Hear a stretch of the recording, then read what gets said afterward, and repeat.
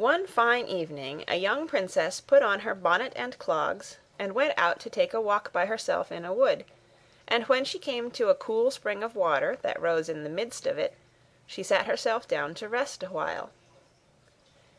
Now she had a golden ball in her hand, which was her favourite plaything, and she was always tossing it up into the air, and catching it again as it fell.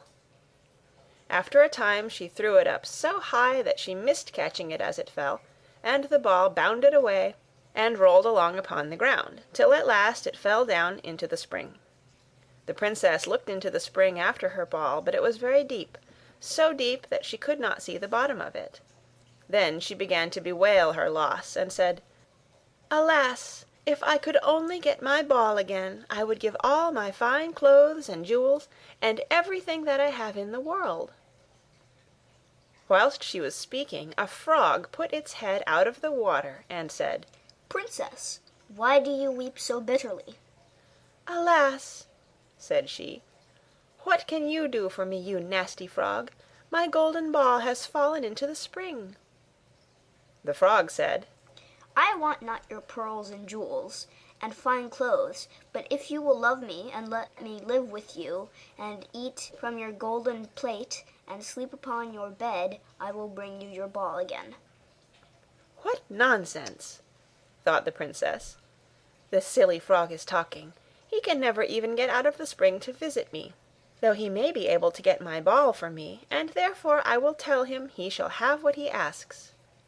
So she said to the frog, "Well, if you will bring me my ball, I will do all you ask." Then the frog put his head down and dived deep under the water, and after a little while he came up again with the ball in his mouth, and threw it on the edge of the spring. As soon as the young princess saw her ball, she ran to pick it up, and she was so overjoyed to have it in her hand again that she never thought of the frog, but ran home with it as fast as she could. The frog called after her, "Stay, princess, and take me with you, as you said." But she did not stop to hear a word. The next day, just as the princess had sat down to dinner, she heard a strange noise. Tap, tap, plash, plash, as if something was coming up the marble staircase, and soon afterwards there was a gentle knock at the door, and a little voice cried out and said, "Open the door, my princess dear, open the door to thy true love here, and mind the words that thou and I said by the fountain cool in the greenwood shade." Then the princess ran to the door and opened it, and there she saw the frog, whom she had quite forgotten. At this sight she was sadly frightened, and shutting the door as fast as she could, came back to her seat. The king, her father, seeing that something had frightened her, asked her what was the matter. "There is a nasty frog," said she, "at the door, that lifted my ball for me out of the spring this morning. I told him that he should live here with me, thinking that he could never get out of the spring. But there he is at the door, and he wants to come in." While she was speaking, the frog knocked again at the door and said, "Open the door, my princess dear, open the door to thy true love here, and mind the words that thou and I said by the fountain cool in the greenwood shade." Then the king said to the young princess, "As you have given your word, you must keep it, so go and let him in." She did so, and the frog hopped into the room, and then straight on, tap, tap, plash, plash, from the bottom of the room to the top, till he came up close to the table where the princess sat. "Pray lift me upon the chair," said he to the princess, "and let me sit next to you." As soon as she had done this, the frog said, "Put your plate nearer to me so that I may eat out of it." This she did, and when he had eaten as much as he could, he said, "Now I am tired. Carry me upstairs and put me into your bed." And the princess, though very unwilling, took him up in her hand and put him upon the pillow of her own bed, where he slept all night long. As soon as it was light he jumped up, hopped downstairs, and went out of the house.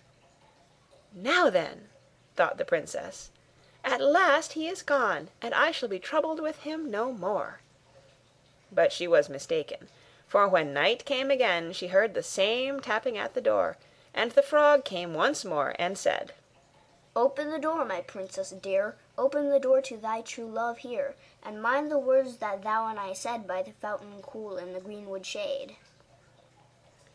And when the princess opened the door, the frog came in and slept upon her pillow as before, till the morning broke. And the third night he did the same.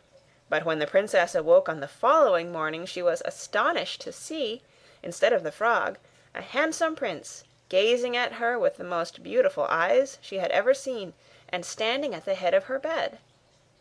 He told her that he had been enchanted by a spiteful fairy, who had changed him into a frog, and that he had been fated so to abide till some princess should take him out of the spring, and let him eat from her plate, and sleep upon her bed for 3 nights.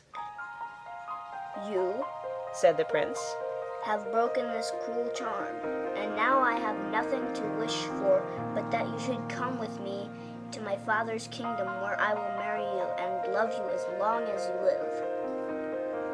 The young princess, you may be sure, was not long in saying "yes" to all this, and as they spoke a gay coach drove up, with 8 beautiful horses, decked with plumes of feathers and a golden harness, and behind the coach rode the prince's servant, faithful Heinrich, who had bewailed the misfortunes of his dear master during his enchantment so long and so bitterly that his heart had well nigh burst. They then took leave of the king, and got into the coach with 8 horses, and all set out, full of joy and merriment, for the prince's kingdom, which they reached safely, and there they lived happily a great many years.